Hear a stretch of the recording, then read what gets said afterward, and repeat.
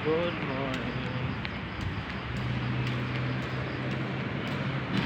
Ang ganda dito balik.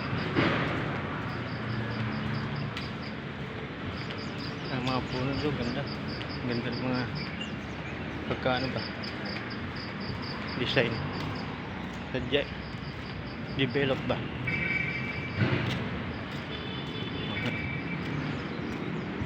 Dito, di ba init dito eh. Puro puno.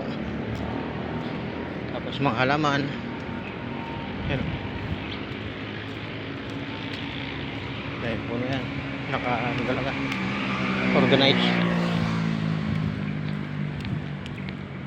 Good morning. Yan mga ilon na yan. Marami na yan. Burgeran yan. Overnight yan. Burgeran.